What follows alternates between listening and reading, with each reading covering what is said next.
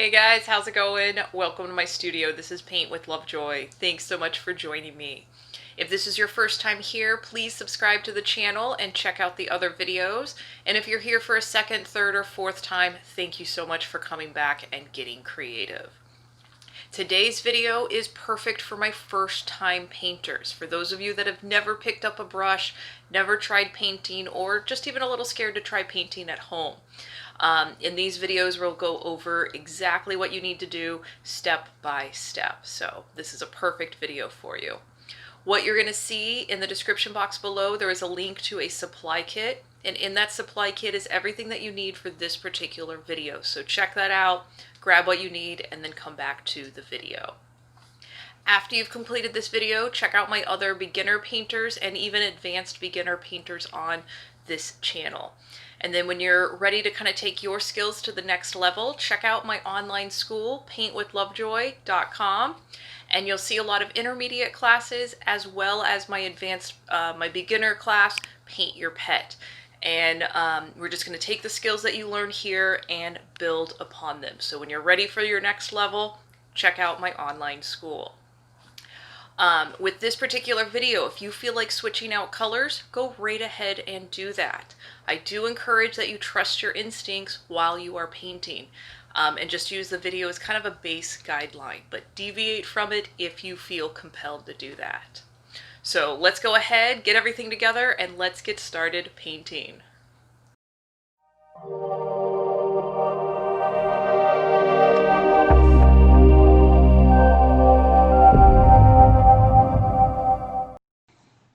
Alright guys, this is another perfect painting for my first time painters. So grab your supplies, turn on your favorite music, and as always, make sure you take your progress photos.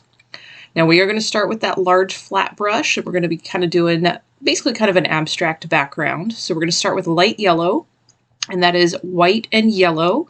Your mixture may be a little bit brighter or lighter than mine, depends on how much yellow you add.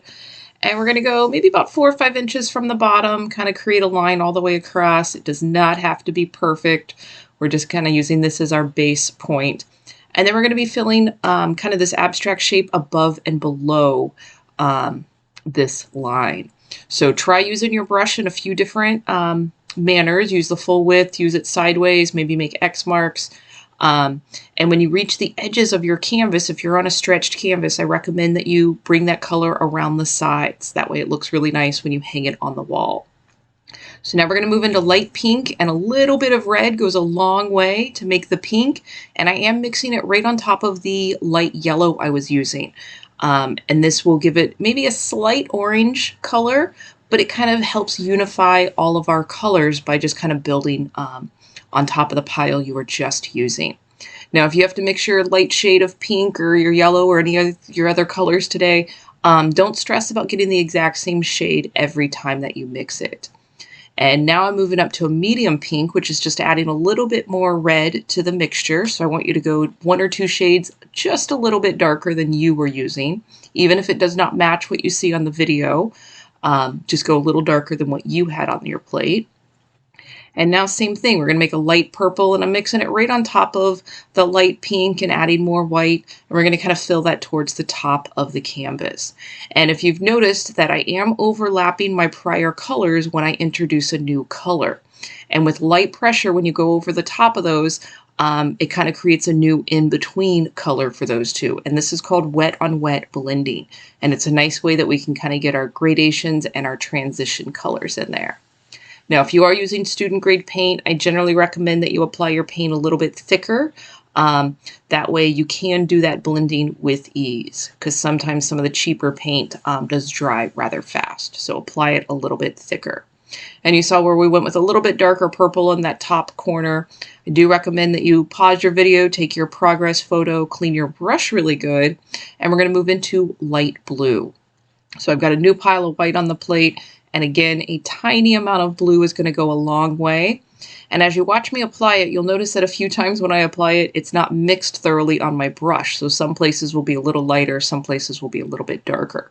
If that happens for you, just kind of embrace that. It's kind of a cool effect. So don't fight it too much if you happen to get a large chunk of a color somewhere where I don't place it.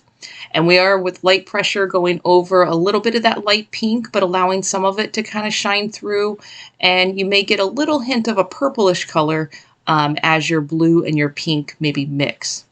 And I did do all of this in one sitting, so that way all of it was still pretty wet. So do your whole background, and then you can let it dry before you do the next section. And here you can see where I grabbed some of that direct blue, and again, just that light pressure, kind of barely touching the brush to the canvas. It's picking up some of that pigment and depositing it in other areas. Again, just kind of play with this in your painting. You can paint this a couple of times and each painting will be different. All right, so pause your video, take your progress photo. I fully recommend letting this dry before you move on to your palm tree. And in here, I am using burnt sienna, but if you have raw sienna or just a shade of brown, use whatever brown that you have, or you could even use black. And basically right now we are getting the trunk of the palm tree on there, and it's a little bit wider at the base as it goes off the edge of the canvas. And palm trees dance in the wind, so if your tree trunk has a little bit of a wiggle to it, that's okay. The trees are always going to grow towards the sun. And again, just going back over and applying that paint a little bit thicker so it's a little more opaque, because I am using student grade paint. Now remember to breathe as you're doing this. Don't hold your breath, especially as we move into the palm fronds. I'm still using that medium flat brush and holding it sideways. And we're going to put the main palm fronds on there, and then we're going to put leaves on them. If the middle flat brush is too much, you can move down to the small pointy brush. All right, and I will demonstrate with both the middle brush and the pointy brush. We're moving into dash marks now, and I want you to imagine that each dash mark is a leaf on the palm frond. And I want you to overlap those dash marks, whether you're using the pointy brush like I am now, or using that middle flat brush sideways. And I'm gonna actually switch back and use that middle flat brush. I like that one just because it holds a little more paint, and I can make brush strokes a little bit quicker. So as you're going through this, no matter which brush you're using, every 2 or 3 brush strokes, grab more paint, because you're going to get in a good groove of making these dash marks. But if you don't keep reapplying paint, it's not going to be beneficial to the canvas and to your design. And again, keep light pressure. You can treat either brush kind of like a pencil, so you're just using the last 2 millimeters of the brush as you make these.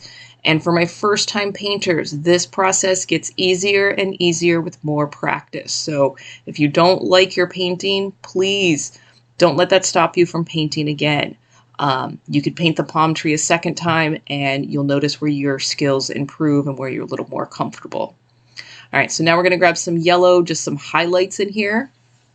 So we're basically just kind of going back over the palm fronds. If you want a few little yellow leaves in there, the green is still wet, so it's diffusing the yellow a little bit in there. So again, just kind of play with the pressure of your brush and get comfortable with putting paint on top of paint. You guys are doing great. All right, we're going to put that yellow in one more spot. We're going to put a little setting sun right above the horizon line. And then again, with that light pressure, just pull that yellow right on top of the water to give the hint of the reflection of the sun. And pause the video, take your progress photo. If you do not want to do this next step to decorate your palm tree, you do not have to. You are more than welcome to stop here. So we are making this kind of a Christmas palm tree or decorated palm tree, and we're going to put the ornaments on it. And I am actually using that middle flat brush, and I'm using the handle of the brush, the back end, to just make these little dots. So feel free if you want to do that. You can use the back end of the brush, or you can use the pointy brush and the bristle part and make your lights. And after doing this video, I would actually recommend making your lights probably double or triple the size that I have on the video. Just make them a little bit bigger. And if you want to do any different decorations, go right ahead and do that. I have moved on to the red, and they're going kind of around the trunk and into the leaves of the palm tree. We'll do this with blue as well, And then we'll be using the pointy brush and black paint and almost kind of making the wire that connects all the dots looping around the tree. And it doesn't have to be exact or completely logical. Our brain kind of fills in the concept that we've got a string of lights around this palm tree. And like I said earlier, if you feel like doing a different type of decoration or different colors, go right ahead and decorate the palm tree the way you want to decorate it. If you want tinsels, if you want different ornaments, if you want to poke holes in your canvas and actually push lights through and then turn on the lights, I've had my students do a variety of things, so give it a try. So now we're on to the black paint and pointy brush and just kind of doing a little wire that wraps around the tree. Again, it does not have to be entirely logical or correct, but our brain is looking at it going, okay, that's the electrical cord connecting all the lights. And if you need to, pause the video and just kind of observe where the line is going. We will come back in after this with some white paint right here. Just do a few more highlights. And I like the white just because it is such a high contrast color and such a bold. And it's pretty cool how it looks different when you get this really bright color on there. Gives us a bit more of a high contrast. So again, do anything that you want to your palm tree, decorate it, add anything else to your painting. Please email me photos of what you paint. And more importantly, please do not wait too long to do your next painting, because the things that you're learning in this painting will show up when you paint again and make a little bit more sense. It's more about practice and the process of painting rather than being perfect. And it's a nice little escape from the world when you paint, at least for a little bit. So thanks so much for hanging out with me today. Like I said, don't wait too long to paint again. And until then, cheers.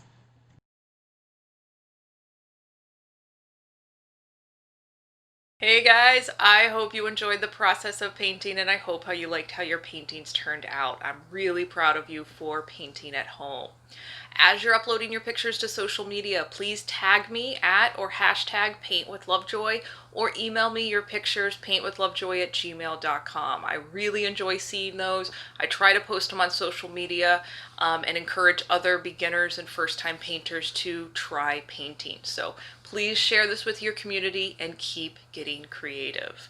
If you have any comments, feedback, suggestions, things you want me to paint in the future, go ahead and leave a comment and I will answer them as quickly as I can and try to get those new paintings in my production list and on the rotation.